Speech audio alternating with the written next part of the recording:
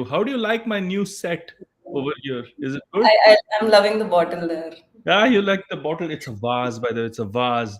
And the funny thing is that I just thought that we should reset this, man, because IPOs seem to be going through a reset over here. You know, they're quite strangely just shying away from companies, rather, are shying away from becoming IPOs, even though there was a lot of fanfare that was coming their way in 2025. It's going to be the year of the IPO and stuff like that, and suddenly things have dried up. So I thought maybe it might be a good idea to just discover why, right? And so over to you. Why don't you give us the context for something like this? Yeah. So last year, around in the third quarter, we saw around 30 IPOs coming up, and this the first quarter of 2025 has shown us just 10 IPOs filing. Yeah. So there does seem to be a decline from the companies into last year. I mean, every day there used to be at least 2 to 3 IPOs.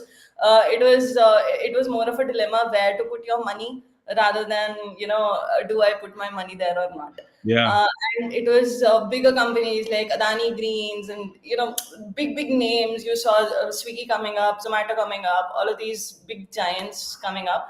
I think one of the main reasons that IPOs have stopped now, or rather declined now, is because all of these companies that went for an IPO last year did not see the kind of returns that they should have seen, that was expected of them. Rather, Hmm. out of the 52 IPOs, around 45 gave less than 5% returns. Wow. Okay. Yeah, and 40 were in negative. So that is one of the reasons that the retail investors, especially in India, have lost faith or have reduced faith in the whole IPO concept, which was again a very new kind of wave that happened in the last year itself. And I'll give you a bit of a background from where I'm coming from. Like Shein was supposed to have a London-based IPO, but that thing has gotten postponed. So it's not just India. I'm saying that it's across the world. So Shein obviously has ran into a lot of trouble because of the fact that it's environmentally not conscious and stuff like that. And it came across that there were a lot of problems that Donald Trump created for Shein, right? So what were the problems? The problems were related to tariffs and the fact that Shein was dependent. By the way, it was a very smart move that Shein was doing. It used to ship clothes to the US under a certain amount of money, so which allowed them to escape a certain kind of tax in the US. So which meant that the moment Donald Trump changed all of that, Shein's business model itself was ruptured, because it was completely based upon the tax breaks that the US was giving maybe a country like China or Singapore or whatever, and that's something that changed. So the IPO news has kind of shut down, and London Stock Exchange was looking forward to an IPO being like Shein's quality being released from here, because it was losing steam. The stock exchanges also have a bit of a rivalry going with each other, so it was losing a lot of steam to some of the other financial centers of the world. And London is known as the premier financial capital of the world, but it suddenly like kind of lost out because Shein has postponed things. Now I'm wondering whether it was just a reactive mode as to what happened last year in terms of the returns on the IPOs, or is it more like a predictive future move that people don't know what the hell is going to happen, right, in this coming year? What do you think? I think it was more of reactive, not just for the last year, but because of the US tariffs. Hmm. Uh, because US has given tariffs on most of the developing nations, and India being one of the second most expensive economy, right? And London being, I think, third or fourth most expensive stock market Yeah. exchange. So these are the markets that took a lot of hit because of these tariffs. Now, as you see, yesterday was a dip in the Indian market, and today Sensex has gone up by around 400 points, Yeah. right? So the second day itself, the market has self-corrected. Even though the 2nd of April was supposed to be the day when the tariffs go into the force, right? So we are definitely seeing an uptrend from this reaction that Hmm. had happened because of the tariffs. Now, one of the reasons was also that because of the tariffs, the FIIs, the institutional investors, started pulling out of the Indian market. Yeah. And the UK market. I'm not sure about the UK market, but I guess because of its expensive nature, they might have been doing that. And markets like China have definitely seen more of an interest buy the FIIs. Now, if you see the Taiwanese dollar has gone up, suddenly the yen has gone up, Yeah. right? So these markets that were losing faith, public faith, they are the ones who have started gone up. The countries that did not really depend on the US sanctions, US tariffs, Yeah. Yeah. Yeah. Yeah. right? Yes. So Hmm. could just be that it does seem that the March was sort of like a reactive month Hmm. for the companies Yeah. who were supposed to go into the IPOs but did not. But if you see that companies like Grow, PhonePe, Lenscut, the big giants in India, they are the ones who have already put in the red herrings with SEBI, right? Yeah. So we are going to see a number of great IPOs coming in 2025. And the market valuations are supposed to self correct. The rupee is supposed to go very strong against the dollar from 87 to 85 per dollar, right? So I think all of these statistics, they indicate to a strengthening market segment. March was maybe just reactive month, it seems. Okay. So while I understand and appreciate all the points that you're making, I am not too sure that people who are going to file for an IPO are going to they look for signals, right? They look for stories from the market, and Yeah. I think the current story from the market is all around tariffs and the volatility of all the stock exchanges based upon the tariffs. And I think that what they say is the rising tide raises all boats and all of that. So the best time to go do an IPO is when you see signals around the fact that the tide is rising. I personally am not.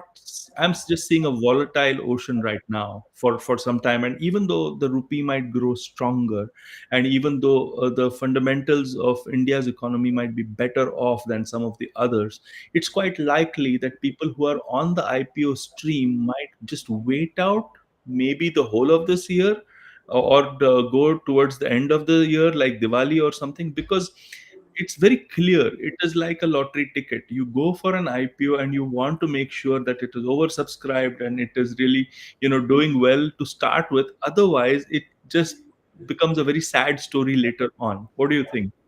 So, a point counter to this, even though the foreign investors had pulled out, one Mm. of the what is driving the market today is the domestic investors, Yes. especially the domestic retail investors, Yes. right?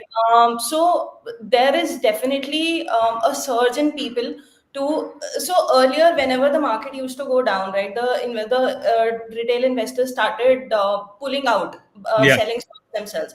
But now I think the retail investors have grown more evolved or more aware of how the market trends should be, and there is a rampant buying going on when the markets go down, which is as it should be for Yeah. an intelligent investor, right?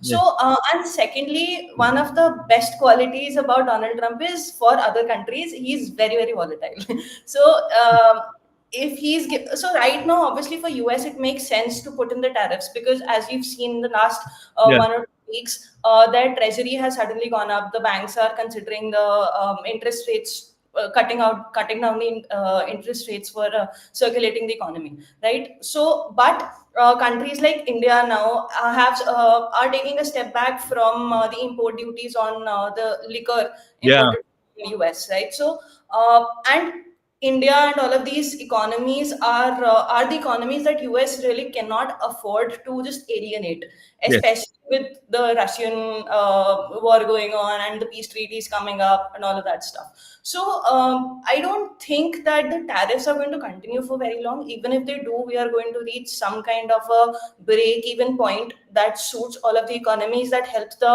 US economy come out of their almost bankruptcy mode, and the developing economies go stronger with the trades with US.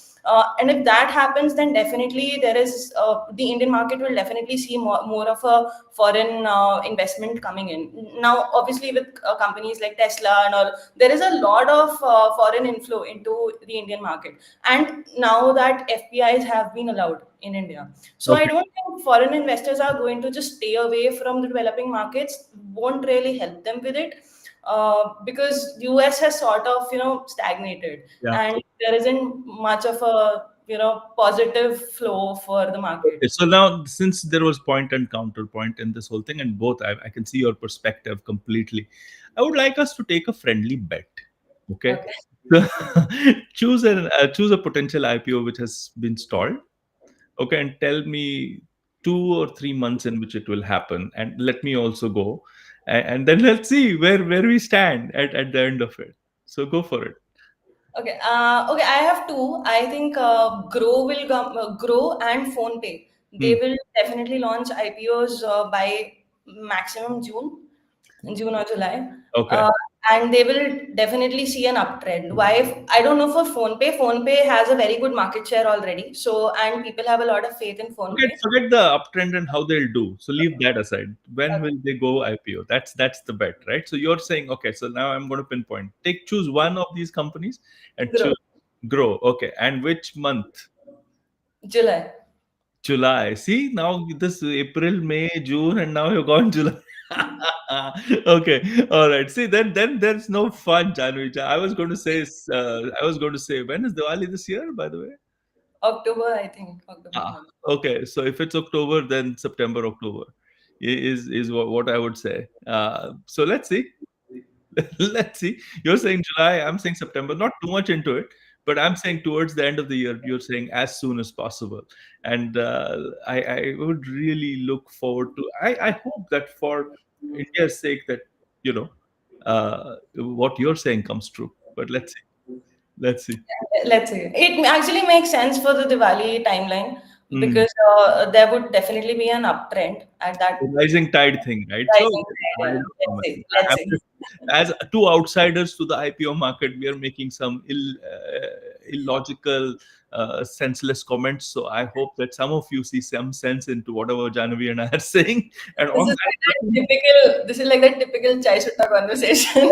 absolutely, absolutely. But we are allowed to have one of these in a while on LinkedIn, I suppose. One of these in a while. Folks will come back to regular programming from from the next time. And on that happy note, let's say bye to everybody. Get on with your jobs, people.